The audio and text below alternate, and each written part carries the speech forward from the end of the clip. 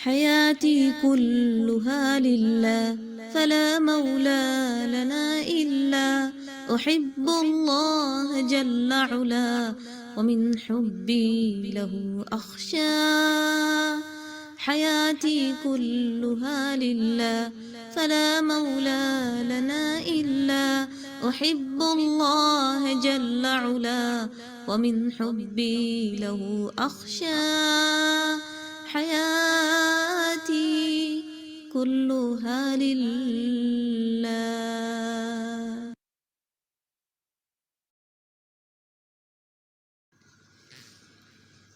حياتي كلها لله فلا مولى لنا إلا أحب الله جل علا ومن حبي له أخشى حياتي كلها لله فلا مولى لنا إلا أحب الله جل علا ومن حبي له أخشى حياتي كلها لله.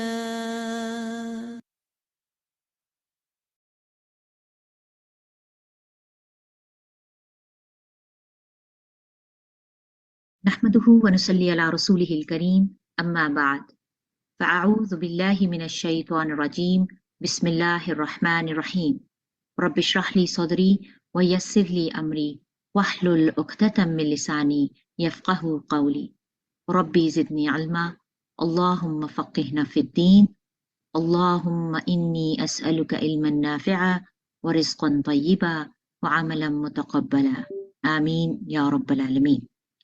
السلام علیکم ورحمۃ اللہ وبرکاتہ. کیسے ہیں آپ سب؟ اہلاً و سہلاً مرحبا. میں ام سہا ہوں. حیاتی کلھا للہ کے سلسلے کی تیسری کڑی کے ساتھ آپ کی خدمت میں حاضر.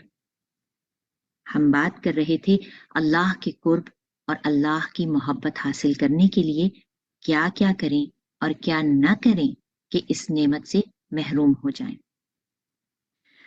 مجھے یقین ہے کہ آپ سبھی میری اس بات سے اتفاق کریں گے کہ ہر انسان اپنی زندگی میں کبھی نہ کبھی ایسے حالات سے دوچار ہو جاتا ہے جب اس کے سارے دنیاوی سہارے ٹوٹ جاتے ہیں، امیدیں ختم ہو جاتی ہیں، ظاہری اسباب اور وسائل ناکام ہو جاتے ہیں، حتیٰ کہ رشتہ دار بھی چھوڑ دیتے ہیں.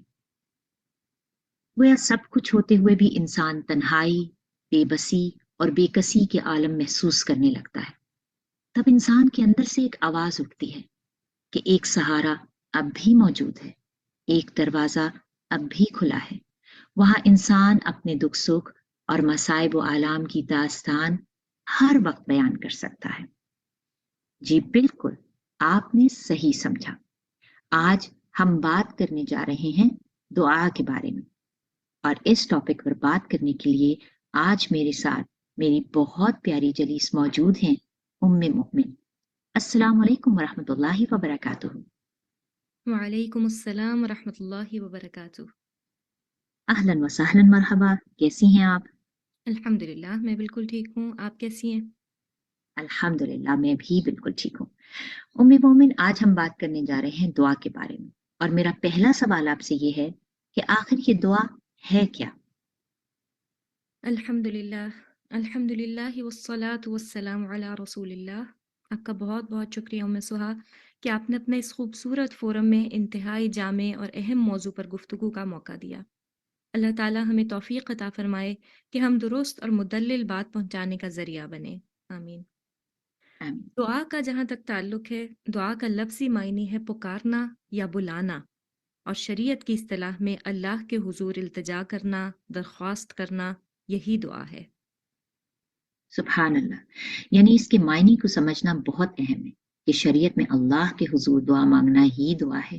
یعنی اگر کسی بزرگ یا کسی ولی سے دعا مانگیں گے تو یا اپنی مشکل کشائی اور حاجت روائی کی امید ان سے رکھیں گے، کسی قسم کی مدد ان سے طلب کریں گے، تو یہ شرک فی العبادہ ہو جائے گی، اور اس سے ہم سبھی مسلمانوں کو بچنا ہے. میرا آپ سے دوسرا سوال یہ ہے کہ آخر ہمیں دعا مانگنی کیوں چاہیے؟ دیکھیے، دعا ہماری زندگی کی سب سے زیادہ مطلوب شے ہے. ہمارے وجود سے اللہ تعالیٰ کی بیسک ریکوائرمنٹ ہے. جس طرح ہر چیز کا کوئی نہ کوئی مقصد ہوتا ہے، گھر کا مقصد، گاڑی کا مقصد، کھانے پینے کا مقصد، اسی طرح ہم انسانوں کی تخلیق کا بھی مقصد ہے، اور یہ مقصد وجود انسان دراصل عبادت ہے. سورہ الذاریات کی آیت نمبر 56 میں اللہ تعالیٰ ارشاد فرماتے ہیں وَمَا خَلَقْتُ الْجِنَّ وَالْإِنسَ إِلَّا لِيَعْبُدُونَ، میں نے جنوں اور انسانوں کو محض اپنی عبادت کے لیے پیدا کیا ہے. اور عبادت کیا ہے؟ عبادت دراصل دعا ہی ہے. جیسا کہ نبی اکرم صلی اللہ علیہ وسلم نے فرمایا الدعاء هو العبادہ، الدعاء مخ العبادہ، دعا ہی دراصل عبادت ہے. دعا عبادت کا مغز ہے، عبادت کی روح ہے. سبحان اللہ، کتنی خوبصورتی سے آپ نے قرآن کی آیت اور حدیث مبارکہ کے ذریعے اتنی سالڈ اور اتنی ریلائبل وجہ بتا دی کہ ہم آخر دعا کیوں مانگیں، کیونکہ یہ ہماری مجبوری نہیں بلکہ یہ ہمارا اللہ سے پیار، اللہ سے تعلق، اللہ سے رابطہ ہے. میرے ذہن میں یہ بات بھی ہے کہ اس میں ایک اور پہلو بھی ہے، اور وہ یہ کہ جو شخص دعا کو محض اپنی حاجت کے پورا کرنے کا ذریعہ سمجھتا ہے، اس کا معاملہ اس شخص کی طرح ہے جو جہاد فی سبیل اللہ میں محض مال غنیمت حاصل کرنے کے لیے حصہ لے رہا ہوتا ہے. اگر مال غنیمت مل گیا تو وہ مطمئن اور خوش ہو جاتا ہے، نہ ملا تو وہ مایوس، ناکام اور نامراد ہو جاتا ہے. اور جو شخص دعا کو عبادت سمجھ کر مانگتا ہے تو وہ جہاد فی سبیل اللہ میں حصہ لینے والے ایسے مومن کی طرح ہوتا ہے جو سمجھتا ہے کہ اگر فتح یاب ہوا اور مال غنیمت ملا تو یہ اللہ کا انعام اور اس کی رحمت ہوگا، اور اگر جنگ میں شکست ہوئی اور مال غنیمت نہ بھی ملا تو بھی جنگ میں شرکت کا اجر و ثواب تو بہرحال یقینی طور پر ملے گا ہی. بالکل بالکل درست کہا آپ نے. ایسے ہی ہوتا ہے. ایسے بھی لوگ ہوتے ہیں کہ اگر انہوں نے دعا مانگی اور وہ قبول نہ ہوئی تو یا تو دعا مانگنا چھوڑ دیتے ہیں کہ بھئی ہماری دعائیں قبول نہیں ہوتی، یا پھر اتنی بے دلی بے یقینی کے ساتھ مانگتے ہیں کہ وہ نہ مانگنے کے مترادف ہو جاتی ہے. بلکہ بعض لوگ تو اللہ سے شکوے کرنے لگ جاتے ہیں کہ اللہ تو ہماری سنتا ہی نہیں، ہماری دعائیں تو شاذ و نادر ہی قبول ہوتی ہیں. سبحان اللہ، یہ صرف اس لیے ہوتا ہے کہ ہمارے لوگ دعا کے صحیح اسلامی تصور سے لا علم ہیں. آپ کو تو پتا ہے نا کہ قبولیت دعا کے بارے میں نبی کریم صلی اللہ علیہ وآلہ وسلم نے کون سی 3 صورتیں بتائی ہیں؟ جی، بعض اوقات ایسا ہوتا ہے کہ فوراً ہی دعا قبول ہو جاتی ہے اور ہمیں اس کا صلہ فوراً نظر آنے لگتا ہے. یہ قبولیت کی پہلی صورت ہے. اگر فوری صلہ نہ بھی ملے تو اس کے برابر کوئی مصیبت ٹال دی جاتی ہے. اور اگر یہ بھی نہ ہو تو پھر تیسری صورت میں اس کا اجر و ثواب آخرت کے لیے محفوظ کر دیا جاتا ہے. اور یہ مسند احمد کی روایت ہے. سبحان اللہ. اور دعا قبول ہونے میں 2 امکان ہیں. ایک یہ کہ دعا فوراً قبول ہو جاتی ہے، اور دوسرا یہ کہ اللہ کی حکمت اور مصلحت کے مطابق دعا تھوڑے یا زیادہ عرصے کے بعد قبول ہوتی ہے. جی، آپ کی بات سے مجھے نبی اکرم صلی اللہ علیہ وسلم کی وہ حدیث یاد آ گئی جس میں انہوں نے بنی اسرائیل کے 3 افراد کا قصہ بیان فرمایا تھا جو دوران سفر طوفان سے بچنے کے لیے غار میں پناہ لیتے ہیں اور ایک بھاری پتھر کی وجہ سے غار کا منہ بند ہو جاتا ہے. ایک ایک کر کے ان سب نے اپنے نیک اعمال کے ذریعے اللہ تعالیٰ سے دعا مانگی جو فوراً ہی قبول ہوتی چلی گئی اور غار کا منہ کھل گیا. صحیح بات ہے. اگر کبھی ہم غور سے بیٹھیں اور سوچیں تو ایسے بیسیوں مواقع ہمیں اپنی زندگیوں میں یاد آئیں گے جب ادھر ہم نے دعا مانگی اور ادھر فوراً قبول ہو گئی. بس یہ ہماری ہی ناشکری ہے کہ ہم اللہ کی فیورز کو بہت جلدی بھول جاتے ہیں. بس اللہ تعالیٰ ہمیں شکر گزار بھی بنائے اور صبر کرنے والا بھی، کیونکہ دوسری صورتحال یہ ہے کہ کبھی تو یونس علیہ السلام کی طرح دعا قبول ہونے میں کئی دن لگ جاتے ہیں، کبھی زکریا علیہ السلام کی طرح کئی ہفتے یا کئی مہینے لگ جاتے ہیں، اور کبھی ایوب اور یعقوب علیہ السلام کی طرح کئی سال بھی لگ جاتے ہیں. دعا کی قبولیت کے کوئی آثار نظر نہیں آ رہے ہوتے. ہم بھول بھی چکے ہوتے ہیں کہ ہم نے کبھی اللہ تعالیٰ سے کچھ مانگا تھا، پھر اچانک اس دعا کا ثمر ہماری زندگی میں یا بسا اوقات ہماری زندگی کے بعد بھی نظر آتا ہے. کیا مطلب زندگی کے بعد دعا کا ثمر؟ جی بالکل. حضرت ابراہیم علیہ السلام کی دعا کیا تھی؟ سورہ البقرہ کی آیت نمبر 129 یاد کریں. ربنا وابعث فیہم رسولا منہم یتلو علیہم آیاتک ویعلمہم الکتاب والحکمت ویزکیہم، کہ اے ہمارے رب ان میں ایک رسول بھیج جو ان کو تیری آیات پڑھ کر سنائے اور ان کو کتاب اور حکمت کی تعلیم دے اور ان کا تزکیہ کرے. کب قبول ہوئی تھی یہ دعا؟ अरे हाँ, ये तो हज़रत इब्राहीम अलैहिस्सलाम की दुआ है, जो हज़ारों साल बाद जाकर कबूल हुई थी। खुद नबी करीम सल्लल्लाहु अलैहि वसल्लम फरमाते थे कि मैं अपने बाप इब्राहीम की दुआ का नतीजा हूँ, सल्लल्लाहु अलैहि वसल्लम। मतलब ये हुआ कि दुआ कबूल होने करने में अल्लाह की मसलहत और हिकमत कार फरमा होती है। वो तो मालिक कुल कायनात है। उसके कब्ज़ाए कुदरत में हर चीज़ है। वो कादिर मुतलक है। वो चाहे तो दुआ फ़ौरन कबूल कर ले और चाहे तो कम या ज़्यादा अरसे बाद कबूल करे। मैं बिल्कुल इत्तफ़ाक करती हूँ। मेरा अगला सवाल आपसे ये है कि क्या ये बात यकीनी है कि अल्लाह हमारी दुआएँ सुनते हैं और जवाब देते हैं? क्यों नहीं? बल्कि अल्लाह ताला तो उस शख्स से नाराज़ होते हैं जो अल्लाह से सवाल नहीं करता। एक हदीस में आता है, मल्लम यसअलिल्लाहु यग़दिब अलैह। जो सवाल नहीं करता अल्लाह से, अल्लाह उस पर गज़बनाक होता है। क्योंकि सवाल ना करना, दुआ ना मांगना, ये तो तकब्बुर की अलामात हैं। सुभान अल्लाह! कितनी प्यारी बात है कि हम मुसलमान हैं और हमारे पास हमारी हाजतें, हमारी बातें, हमारी मुश्किलात, हमारी परेशानियाँ, ये सब बताने के लिए अल्लाह मौजूद है। दुनिया का मामला बिल्कुल इसके बरअक्स होता है।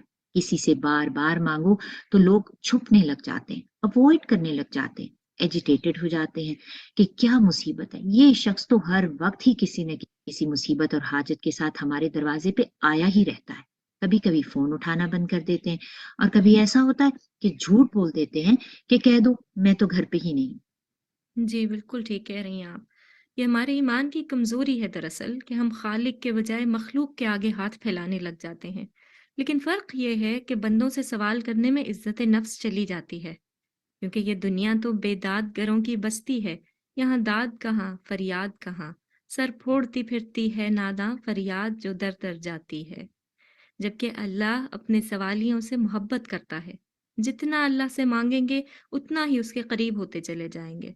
सूरह अल बकरा में अल्लाह ताला खुद इरशाद फरमाते हैं, वो इदा सअलक इबादी अन्नी फ़इन्नी करीब उजीबु दावत दाई इदा दआनी फलयस्तजीबू ली वलयुमिनु बी लअल्लहुम यरशुदून। जब मेरे बंदे मेरे बारे में आपसे सवाल करें तो आप कह दीजिए कि मैं तो बहुत करीब हूँ। हर पुकारने वाले की पुकार को जब भी वो मुझे पुकारे कबूल करता हूँ। बस लोगों को चाहिए कि मुझ पर ईमान रखें। यही उनकी भलाई का सबब है। बिल्कुल आप सही कह रही हैं कि अल्लाह हमारी दुआएँ सुनने के लिए हमेशा तैयार होते हैं। आपकी बात से मुझे इकबाल का एक शेर याद आ गया, हम तो माइल व करम हैं कोई साइल ही नहीं, और राह दिखलाएँ किसे कोई राहरवे मंजिल ही नहीं। यानी हम ही दरवाज़ा खटकाने में देर करते हैं या दूसरे सहारे अपनी मुश्किलात को ढूँढने के लिए हल ढूँढने के लिए ढूँढते रहते हैं। यानी दरवाज़ा कभी-कभी हम 1-2 बार खटकाते हैं, थक जाते हैं और फिर समझते हैं कि दरवाज़ा तो खुलेगा नहीं। इस यकीन से नहीं खटकाते कि खटकाने पर ही तो दरवाज़ा खुलता है। बिल्कुल। आप देखिए ना, हम अपनी साबका ज़िंदगी को टटोलें, कितने ही मुश्किल लम्हात, परेशानियाँ, मसाइल, आज़माइशें आईं और चली गईं। अल्लाह ताला ने हमें आखिर उनमें से निकाल ही लिया। क्या अल्लाह ताला ने दुआएँ नहीं सुनी हमारी?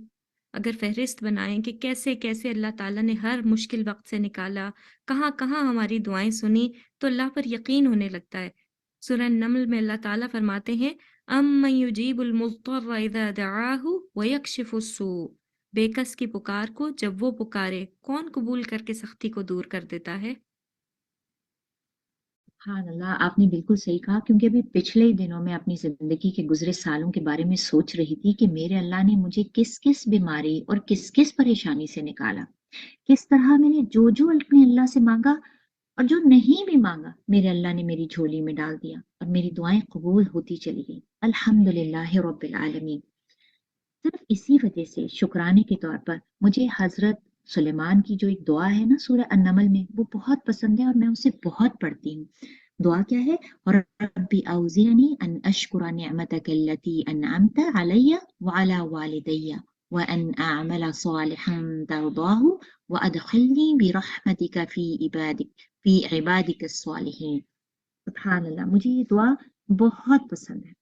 लेकिन मैं ये सोचती हूँ कि कभी-कभी ऐसे भी तो होता है कि हम दुआएँ माँग रहे होते हैं और हमें महसूस होने लगता है कि हमारी दुआएँ तो कबूल नहीं हो रही। تو کیا کوئی ایسی چیزیں بھی ہوتی ہیں جو دعا کی قبولیت میں رکاوٹ بن جاتی ہیں؟ یہ جاننا اس لیے بھی تو ضروری ہے نا، تاکہ ہم ایسی چیزوں کو اوائڈ کریں، تاکہ ہماری دعائیں زیادہ سے زیادہ اللہ تعالیٰ قبول کریں؟ جی، واقعی کبھی-کبھی لگتا ہے کہ پتہ نہیں ہماری دعائیں بے اثر ہوتی جا رہی ہیں۔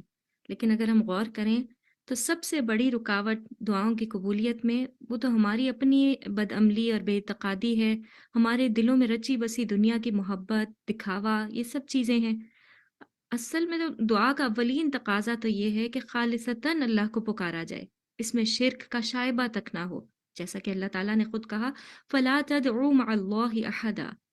یہ دل میں پختہ یقین ہو کہ میرا مالک، میرا کارساز، میرا حاجت روا، میرا رازق، میرا مددگار سب اللہ ہے۔ بعض اوقات ہم زبانی کلامی تو یہ سب کہہ رہے ہوتے ہیں، لیکن دلوں میں حب مال، حب جاہ اور حب دنیا کے بت چھپائے بیٹھے ہوتے ہیں۔ تو اس شرک سے بچتے ہوئے اللہ تعالیٰ سے خالصتاً دعا مانگنی چاہیے۔ پھر دوسرے نمبر پر کثرت معاصی، گناہوں پر اصرار کرتے رہنا، یہ چیزیں دعاؤں کی قبولیت میں مانع ہوتی ہیں۔ اللہ تعالیٰ تو طیب ہیں اور طیب کو ہی پسند کرتے ہیں۔ ان اللہ طیب یحب الطیب۔ پھر اس کے علاوہ قطع رحمی کرنا، رسول اللہ صلی اللہ علیہ وسلم نے فرمایا روئے ارض پر کوئی مسلمان ایسا نہیں جو اللہ سے دعا کرے اور اللہ تعالیٰ اس کو وہ عطا نہ کرے یا اس کے مثل کوئی برائی اس سے دور کر دے، سوائے اس کے جو گناہوں کے ساتھ پکارے یا قطع رحمی کرے۔ تو قطع رحمی یا تعلقات توڑنے سے بچنا چاہیے۔ اس کے بعد استعجال یعنی جلد بازی کرنا، جیسے ہم نے پہلے بھی بات کی کہ اگر کسی کی دعا قبول نہ ہو تو وہ کہنے لگے میں نے دعا کی تھی وہ قبول نہیں ہوئی لہٰذا اب میں دعا نہیں کروں گا، کیونکہ انسان فطرتاً جلد باز ہے۔ کان الانسان عجولا، فوری نتائج نہ ملیں تو بس دعا سے دستبردار ہو جاتا ہے۔ جبکہ سورہ مؤمن میں اللہ تعالیٰ فرماتے ہیں کہ تم مجھ سے دعا کرو میں تمہاری دعا قبول کروں گا، جو لوگ میری عبادت سے ازراہ تکبر کنارہ کرتے ہیں عنقریب جہنم میں ذلیل ہو کر داخل ہوں گے۔ اللہم لا تجعلنا منہم۔ آمین یا رب العالمین۔ مجھے آپ کی بات سے بالکل اتفاق ہے، کیونکہ لوگوں کا معاملہ تو ایسا ہے کہ جیسے ہم کسی کو فون کرتے ہیں، ایک دو مرتبہ ان کو اگر ہماری بیل جاتی بھی ہے اور اگر کوئی فون نہیں اٹھاتا تو ہم جلدی میں فوراً بند کر دیتے ہیں اور ہم کہتے ہیں ناٹ رسپونڈنگ، اور کبھی کبھی ہوتا ہے بیل جا رہی ہے جا رہی ہے جا رہی ہے لیکن پھر بھی میسج آ جاتا ہے کہ ناٹ رسپونڈنگ۔ لیکن اللہ سبحانہ و تعالیٰ کے ساتھ یہ معاملہ بالکل نہیں ہے۔ تو اگر ہم واقعی شرک جیسی چیزوں سے اور قطع رحمی جیسی چیزوں سے اور جلدی نہ مانگنے والی اس طرح کی جو حرکتیں ہیں ان کو ہم اوائڈ کریں تو یقیناً ہماری دعا قبول ہوگی۔ اسی چیز سے ریلیٹڈ میرا اگلا سوال ہے، اور وہ یہ کہ کیا ہمارے دین نے ہمیں دعا مانگنے کے لیے کوئی خاص وقت یا موقع بھی بتایا ہے؟ میرا مطلب ہے what is the best time to make the دعا؟ دعا ایک ایسی عبادت ہے جس کے لیے کوئی خاص جگہ، وقت یا دن مقرر نہیں ہے، بلکہ ہر لمحہ، ہر گھڑی، ہر جگہ دعا کی جا سکتی ہے۔ نبی علیہ الصلاۃ والسلام کی سیرہ مبارکہ پر نظر ڈالیں تو ہمیں کوئی لمحہ دعا سے خالی نظر نہیں آتا۔ صبح آنکھ کھلی تو دعا، بیت الخلاء میں جانا ہے تو دعا، باہر آئے تو دعا، آئینہ دیکھا تو دعا، کھانا کھانے لگے تو دعا، گھر سے نکلنے لگے تو دعا، لباس پہننے لگے تو دعا، صبح شام کی دعائیں۔ پھر اس کے علاوہ بیماری کے موقع پر توبہ کے لیے، صالح اولاد کے لیے، ماں باپ کے لیے، شیطان سے بچنے کے لیے، غرض ہر موقع پر، ہر پریشانی، ہر حاجت کے لیے اللہ تعالیٰ نے خود ہی اپنے نبی صلی اللہ علیہ وسلم کے ذریعے ہمیں مختلف دعائیں، خوبصورت دعائیں سکھا دی ہیں۔ سبحان اللہ! اور کتنا خوبصورت ہے ہمارا دین کہ ہماری قدم قدم پر اللہ نے رہنمائی کی ہے۔ اللہ پر بھی بہت پیار آتا ہے اور اللہ کے نبی پر بھی بہت پیار آتا ہے۔ آپ کو پتا ہے کہ خود قرآن میں اللہ تعالیٰ نے اہل ایمان کو مختلف واقعات کے حوالے سے 70 سے زیادہ دعائیں سکھائی ہیں، اور ایک محتاط اندازے کے مطابق صحیح احادیث سے ثابت شدہ دعاؤں کی تعداد 700 کے لگ بھگ ہے۔ اللہ مگر افسوس کے ساتھ اس بات کا بھی میں اعتراف کرتی ہوں کہ مجھے تو شاید 70 بھی یاد نہیں ہوں گی۔ حالانکہ اب تو ہمارے پاس دعا مانگنے کی ایپس بھی موجود ہیں، ہمارے پاس بکس بھی ہیں، بس میرا خیال ہے کہ کانشیس ایفرٹس کرنے کی ضرورت ہے۔ تو اس کے لیے یہ نیت اور ارادہ کرنا چاہیے کہ زیادہ سے زیادہ مسنون دعاؤں کو سیکھنا چاہیے، قرآنی دعاؤں کو سیکھنا چاہیے، کیونکہ وہ انتہائی جامع الفاظ کے اندر اور بہت خوبصورت ہے۔ کیا کہتی ہیں آپ؟ جی بالکل، اور صرف زبانی ان کو یاد کر لینا، رٹ لینا یہ بھی کافی نہیں ہے، ان کو معنی سمجھ کر اور اپنی زندگی میں عملی طور پر ان کا اظہار کرتے ہوئے پھر ان کو سیکھنا چاہیے، دل سے ان دعاؤں کو مانگنا چاہیے۔ کیونکہ ہمارا دین واقعی بہت خوبصورت ہے، جس نے زندگی کے ہر شعبے، ہر مسئلے، ہر لمحے سے متعلق دعا سکھائی ہے، اور دعاؤں کا یہ خزانہ فرض عبادات کو بھی بہت خوبصورت اور احسن بنا دیتا ہے۔ دعائے استفتاح سے لے کر رکوع، سجود، قعدہ، قیام، سلام سے پہلے، سلام کے بعد، حج کے موقع پر، روزہ کھولتے وقت، کوئی ایسا موقع یا پہلو ہمارے دین نے نہیں چھوڑا جہاں اللہ تعالیٰ سے رابطہ اور تعلق استوار کرنے کے لیے، اللہ سے استمداد کے لیے دعا نہ سکھائی گئی ہو۔ اور اللہ کی رحمت کی وسعت دیکھیے کہ بہت سے ایسے مواقع بھی بتا دیے جن میں دعا رد ہونے کا سوال ہی پیدا نہیں ہوتا۔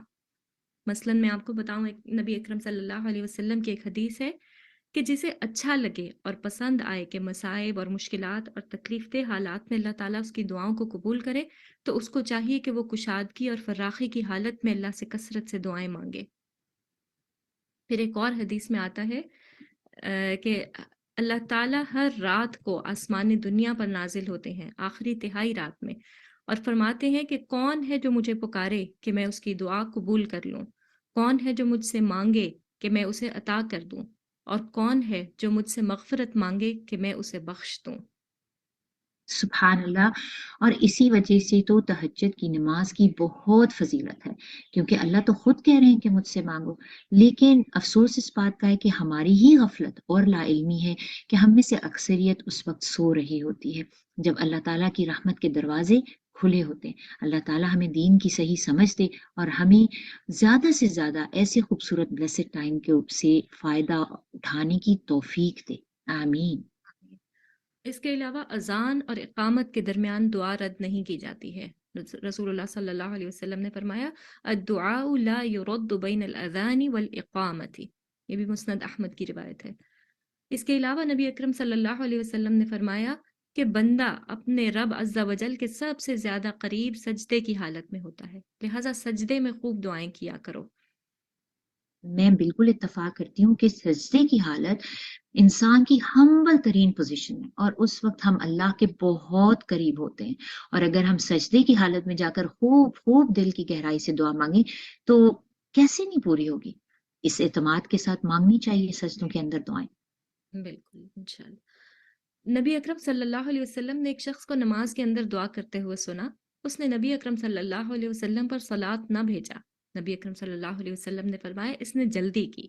پھر آپ نے اسے بلایا اور اس سے اور اس کے علاوہ دوسروں کو خطاب کر کے فرمایا کہ جب تم میں سے کوئی بھی نماز پڑھ چکے تو اسے چاہیے کہ وہ پہلے اللہ کی حمد و ثنا بیان کرے، پھر نبی اکرم صلی اللہ علیہ وسلم پر صلوات بھیجے، اور اس کے بعد جو چاہے دعا مانگے۔ نماز کے بعد بھی جلد بازی نہیں کرنی چاہیے، آرام تسلی سے دعائیں مانگ کر پھر اٹھنا چاہیے۔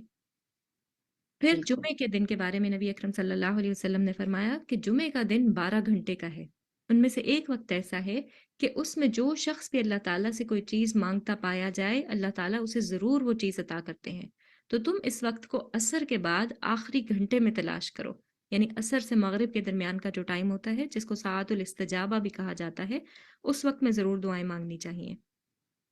سبحان اللہ۔ اور عصر سے مغرب کا وقت جو ہے وہ اتنا کم ہوتا ہے، لیکن کیا ہے کہ ہم لوگ اتنے غافل ہوتے ہیں، اس ٹائم کام میں مصروف ہوتے ہیں، اس ٹائم بیسیکلی جاب سے لوگ واپس آ رہے ہوتے ہیں، بچوں کو ڈنر ٹائم چاہیے ان کا ہوتا ہے کہ بھئی جلدی جلدی سے تیار کرو کیونکہ بچوں نے کھانا کھانا ہے۔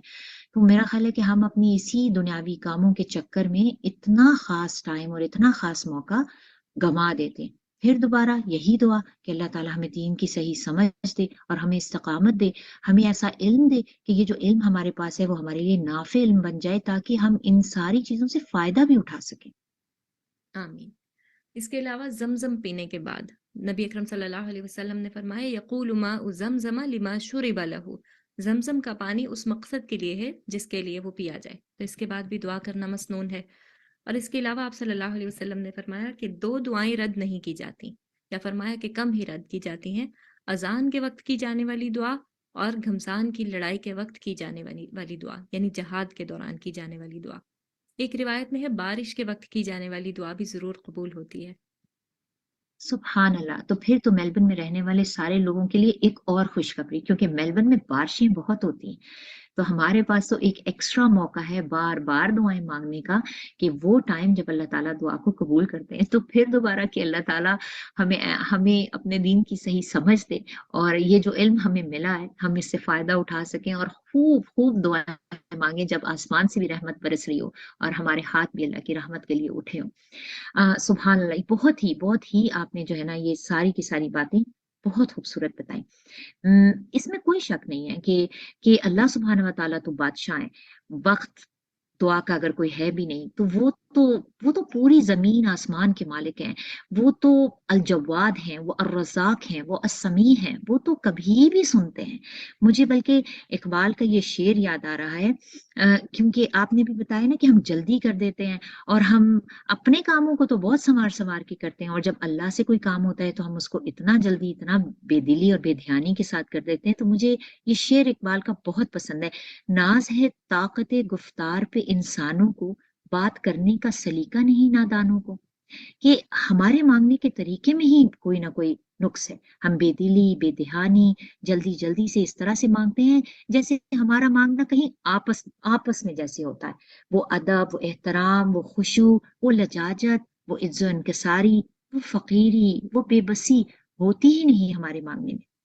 تو اسی سے مجھے ایک اور چیز کا خیال آیا کہ دعا ہر وقت مانگی جا سکتی ہے، تو کیوں نہ ہم یہ بات بھی کریں کہ دعا مانگنے کی کیا آداب ہیں، تاکہ ہم ان آداب کو ملحوظ خاطر رکھ کے دعا مانگیں اور ہماری دعا اور بھی خوبصورت ہو جائے۔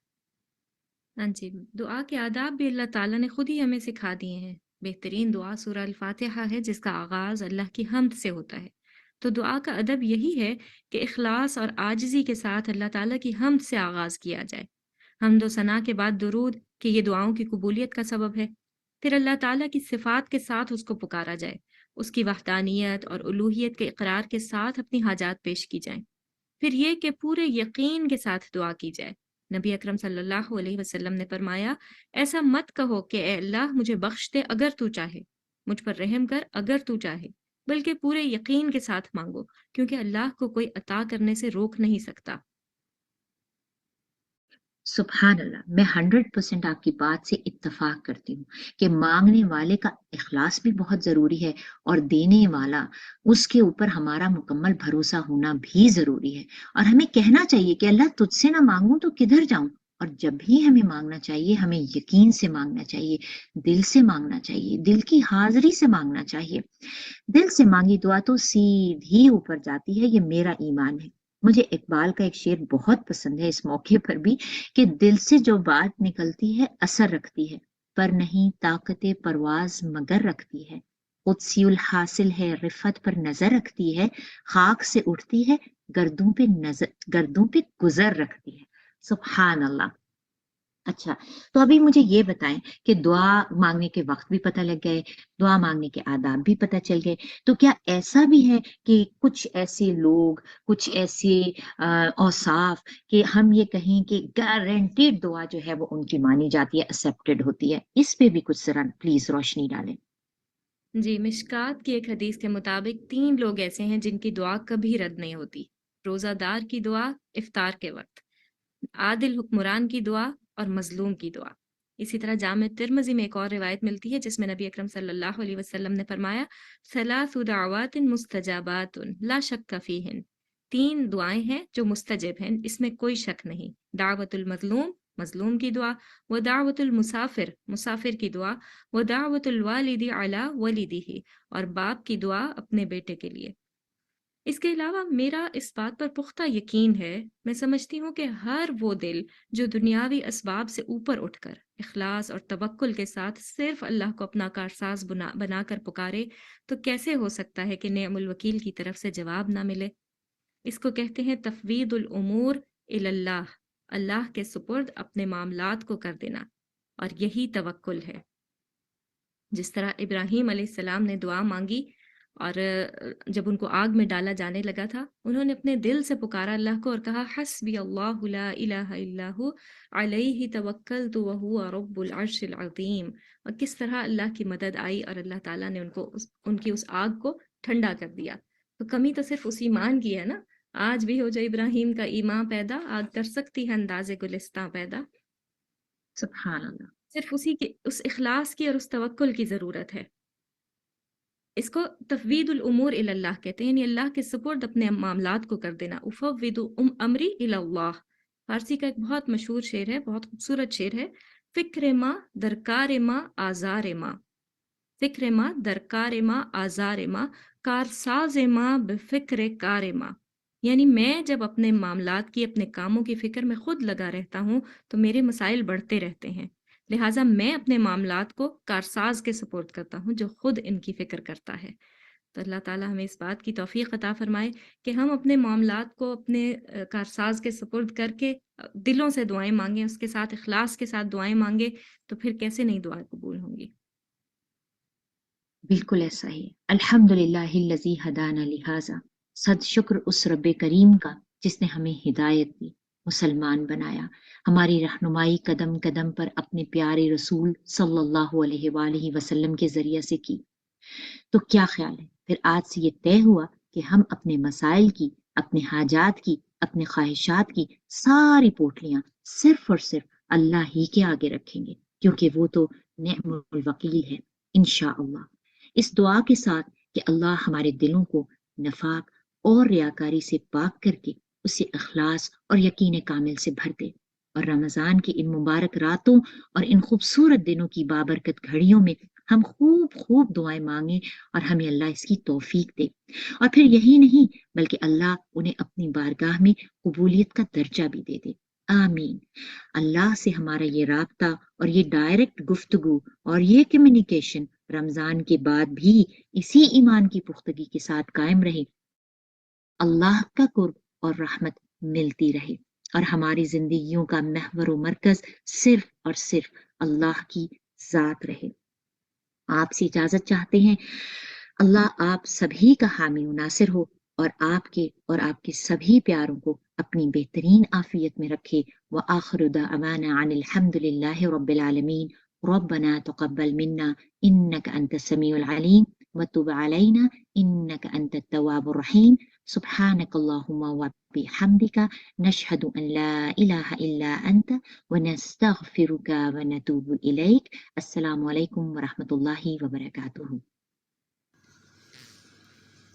حياتي كلها لله فلا مولى لنا إلا أحب الله جل علا ومن حبي له أخشى.